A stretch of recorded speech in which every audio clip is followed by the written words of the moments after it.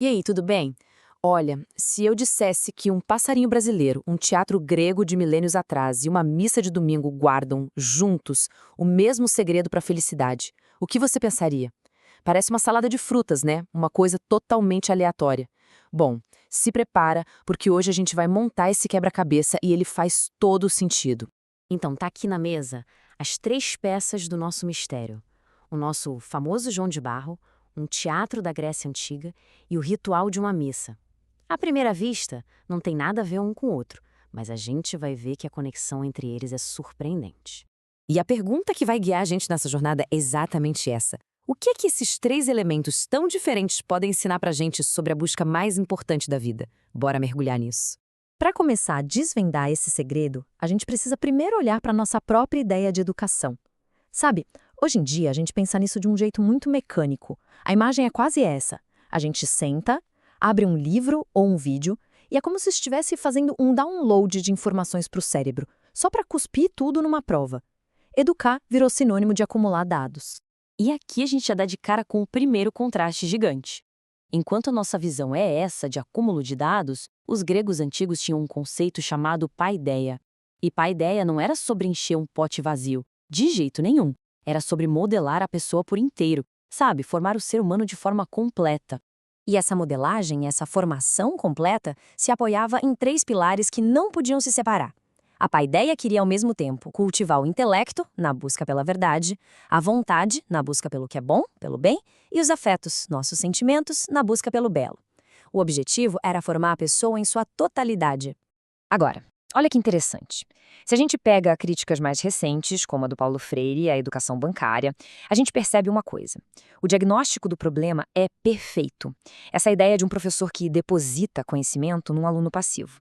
A grande diferença, no entanto, está na solução que cada um propõe. Porque, enquanto a crítica moderna foca muito na conscientização social e política, a paideia vai para outro lugar, mais fundo. Ela entende que a formação de verdade exige que a gente ordene a nossa alma com as virtudes, que a gente calibre o nosso gosto pelo que é belo através da arte, da música, da poesia e, o ponto crucial, que a gente abra a alma para contemplar aquilo que é divino, que é transcendente.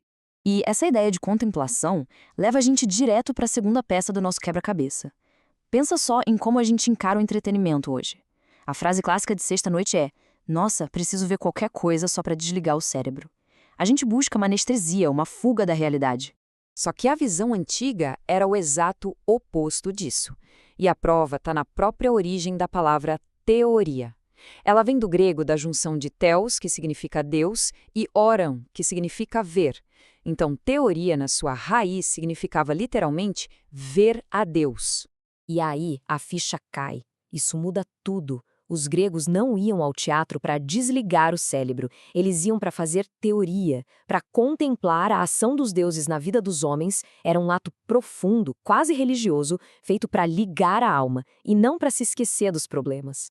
E essa diferença entre ligar e desligar a alma ajuda a gente a entender o que é o aprendizado humano de verdade. A gente fala que um algoritmo aprende ou que um cachorro aprende a sentar, mas no fundo isso é só condicionamento. A grande fronteira, o que nos torna diferentes, é a consciência. É a nossa capacidade de entender uma verdade que existe fora da gente.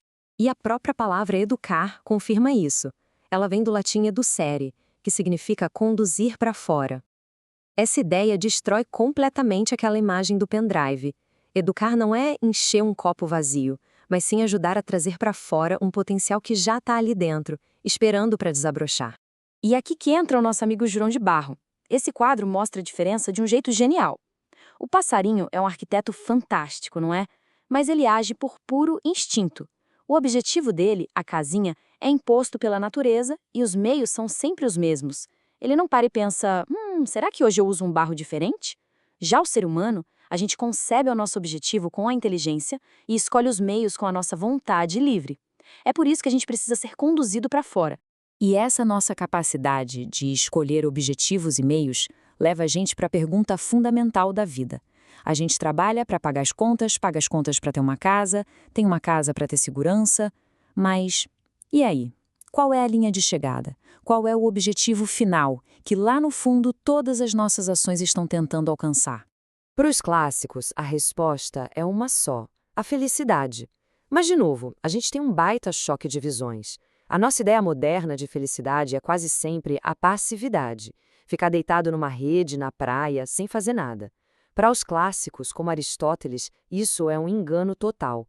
Felicidade nunca é um estado parado. Ela é sempre uma atividade feita com excelência, com perfeição. Certo. Mas que atividade é essa, então? A lógica deles é bem simples. A felicidade de qualquer coisa está em cumprir a sua função da melhor maneira possível. E a função que nos define, que nos separa de todos os outros animais, é a nossa capacidade de raciocinar, o nosso intelecto. Portanto, a vida feliz é a atividade excelente do intelecto. E qual seria a atividade mais elevada do nosso intelecto? Bom, é aqui que todas as peças do quebra-cabeça se encaixam. É a teoria, no seu sentido original e poderoso, a contemplação da verdade. Pensa no nosso intelecto como um olho. Ele foi feito para ver a luz, a verdade. Ele alcança a sua plenitude, a sua felicidade quando ele se volta para o objeto mais luminoso que existe. Ok, mas aí vem a maior objeção de todas, né? A gente está falando aqui de Aristóteles, de filósofos. Essa ideia de felicidade como contemplação não só um pouco elitista? Como é que uma pessoa comum, com uma rotina de trabalho pesado, sem tempo para ler filosofia, se encaixa nessa história? E a resposta para essa pergunta nos leva à terceira e última peça do nosso quebra-cabeça. A solução não está num livro de filosofia, mas na experiência de uma pessoa simples, talvez sem nenhuma instrução formal, durante a missa de domingo. Para pensar no que acontece ali. Aquela pessoa está ordenando os sentimentos dela através da adoração. Ela está exercitando a sua vontade livre quando busca o perdão, e ela está usando o seu intelecto para contemplar o mistério que acontece no altar. Na prática, ela está realizando a teoria. Ela está executando o ato de excelência humana mais elevado que o próprio Aristóteles conseguiu imaginar. Então, qual é o papel do estudo, da educação formal, nisso tudo? O estudo não cria o acesso à felicidade. Esse acesso é universal. O que o estudo faz é dar clareza. A analogia perfeita é essa. É como dar um par de óculos para alguém que já estava olhando a paisagem. De repente, essa pessoa consegue ver cada detalhe, cada folha da árvore, com uma nitidez e uma profundidade que ela não tinha antes. E tudo isso nos deixa com uma reflexão final, simbolizada por este número aqui, 15. 15 segundos. O tempo de duração de tantos vídeos que a gente consome todo dia, no mundo digital que foi desenhado para fatiar nossa atenção em pedacinhos.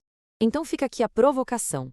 Se a felicidade, que é o funcionamento perfeito da nossa natureza, depende de um exercício profundo e focado do nosso intelecto em contemplar a verdade, o que esse nosso hábito de pular de notificação em notificação, de vídeo em vídeo, está fazendo não só com o nosso tempo, mas com a nossa capacidade de sermos felizes?